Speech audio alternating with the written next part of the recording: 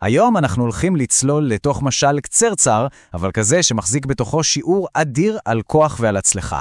זה סיפור על סלע, על ילדה ועל גילוי די מפתיע של מה זה בעצם אומר להיות חזק באמת. אבל רגע לפני שנכנסים לסיפור עצמו, כדאי לעצור שנייה ולחשוב על השאלה הזאת. מהי החוזקה הכי גדולה שיש לנו? אולי זו אינטליגנציה, אולי חוסן נפשי, אולי נחישות? כדאי לשמור את התשובה הזאת בראש, כי יכול להיות שהיא תשתנה קצת עד סוף הניתוח הקצר שלנו. אוקיי, אז בואו ניכנס לזה. הסיפור שלנו מתחיל במקום הכי פשוט ומוכר שאפשר, בגינה. שם אנחנו פוגשים את הדמויות שלנו ואת המאבק הראשוני. התמונה פשוטה. ילדה קטנה משחקת בגינה ליד אבא שלה. ממש סצנה שלווה, יומיומית, כזאת שכל אחד יכול לדמיין. אבל בתוך השלווה הזאת מסתתר אתגר לא קטן. הילדה הזאת נתקלת בסלע ממש גדול והיא מנסה בכל הכוח להזיז אותו. אבל הוא פשוט גדול מדי. היא מתאמצת, מזיעה, דוחפת, באמת נותנת את כל מה שיש לה. אבל הסלע הוא לא זז, מילימטר הוא לא זז. ועם כל ניסיון כושל, התסכול שלה רק הולך וגובר. ופה הסיפור מקבל טוויסט. אחרי שהוא צופה בנאבקת, האבא שלה לא מציע לעזור לה. במקום זה, הוא זורק לה חידה. משפט אחד, קצת מסתורי, שמשנה את כל התמונה. את לא משתמשת בכל הכוחות שלך, הוא אומר לה. תחשבו על זה רגע. היא מזיעה, היא נאבקת, היא על סף דמעות, והוא טוען שהיא לא משתמשת בכל הכוח שלה. זה נשמע כמעט לא הוגן, נכון? טוב, התגובה שלה, כמו שאתם יכולים לתאר לעצמכם, היא לגמרי מובנת. היא עונה לו, קצת בכעס ובתסכול, זה לא נכון, אני כן משתמשת בכל הכוח שלי. ומנקודת המבט שלה, היא צודקת ב100%, היא באמת הגיעה לקצה גבול היכולת הפיזית שלה. ועכשיו אנחנו מגיעים ללב של הסיפור, לרגע של התובנה. הרגע שבו החידה הזאת נפתרת, הוא מתגלה פה שיעור עמוק על המשמעות האמיתית של המילה כוח.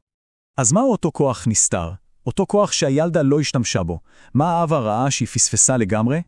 והנה הפתרון, שהוא כל כך פשוט ומבריק. את לא מבקשת את עזרתי, אומר האבא, גם זה כוח שלך. וואו, התשובה הזאת פשוט משנה את כל כללי המשחק. הכוח שלה לא היה רק בשרירים שלה, הוא היה גם במשאב שעמד ממש שם לידה, אבא שלה. אז מה זה כוח אמיתי לפי המשל הזה? זו היכולת להסתכל סביב, לזהות ולהשתמש בכל המשאבים שעומדים לרשותנו. וזה כולל, ואולי במיוחד, את האנשים שסביבנו.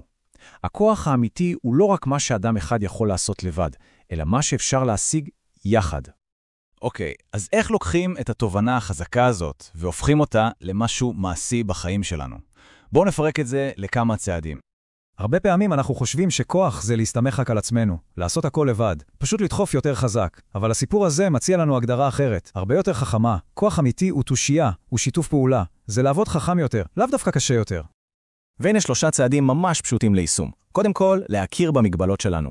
לדעת להגיד, אוקיי, המאמץ האישי שלי פשוט לא מספיק כאן. שנית, לזהות את העזרה, להסתכל סביב ולראות באנשים משאב יקר ערך. והשלב השלישי, והכי קריטי, פשוט לבקש. לראות בבקשת עזרה מהלך אסטרטגי וחכם, לא סימן של חולשה. אז אם צריך לסכם את כל זה, הנקודה הכי חשובה היא כנראה זו. לבקש עזרה זה לא חולשה, זו אינטליגנציה. המשאבים שלנו הם לא רק הכישורים האישיים, אלא גם הרשת החברתית והמקצועית שמקיפה אותנו. כדי להתגבר על המכשולים הכי גדולים, כמעט תמיד צריך שיתוף פעולה. אז באמת, אין מה להסס. לבקש עזרה זה חלק מהכוח. ובסופו של דבר, כל אחד מאיתנו נשאר עם שאלה אחת קטנה למחשבה. מהו הסלע הזה שאולי אנחנו מנסים להרים לגמרי לבד עכשיו? יכול להיות שהגיע הזמן להשתמש בכל הכוחות שלנו ופשוט להרים את הראש ולהביט סביב. תודה רבה על ההקשבה.